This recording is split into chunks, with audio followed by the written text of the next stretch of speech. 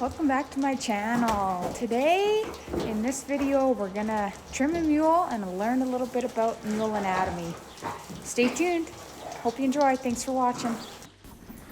Okay, so I'm gonna try a little voiceover today. This is Maddie. She's an 8-year-old mule that I'm going to trim and give you some facts about that you may or may not know. And that in the background there, that is Sky. She is a 14-year-old Gypsy Vanna.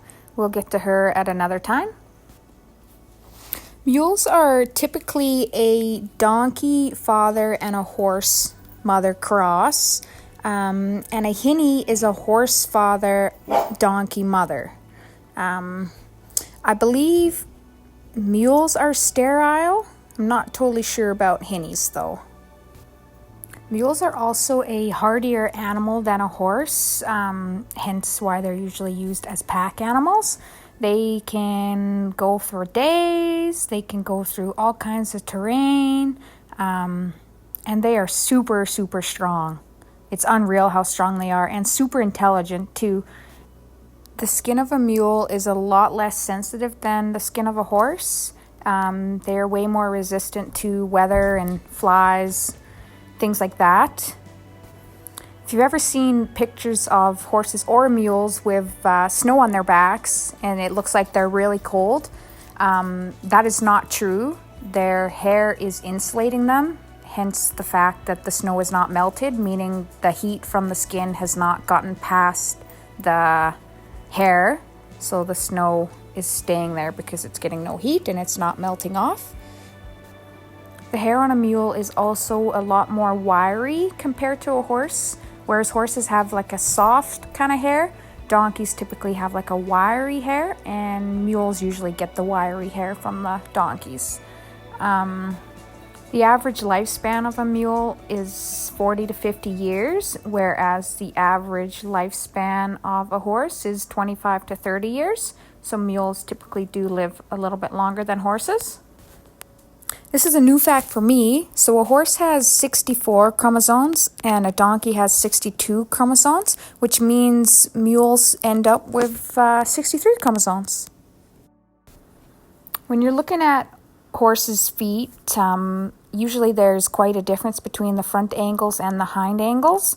The front angles will be a little flatter than the hind feet angles, whereas on a mule, their foot angles are usually pretty similar the whole way around, and they are steeper. They have a more upright foot and pretty straight in the walls.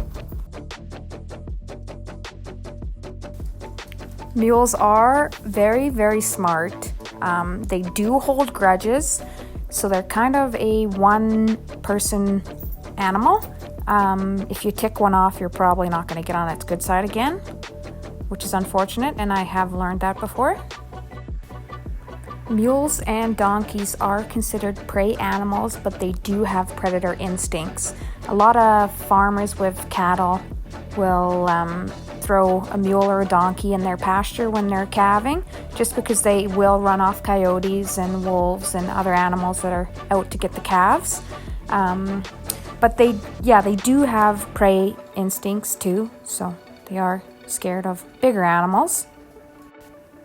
You do still have to be careful with dogs and kids and other small animals when you have a mule, because they will run things out of their pen if they don't know who it is or if they're unfamiliar with seeing them around.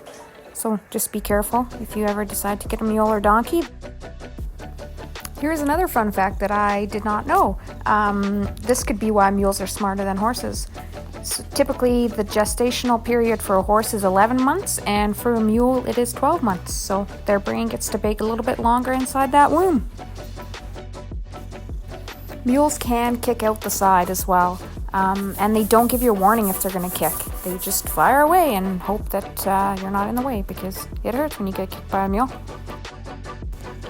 And finally, mules bray like donkeys. Not sure if you've ever heard a donkey bray before, but it is a lot different than a horse's whinny. Horses can be scared of the bray sound too if they have not met a mule or donkey. Thanks for watching. I'll let you watch the last of this video in silence, and I hope you learned a little bit about mules today.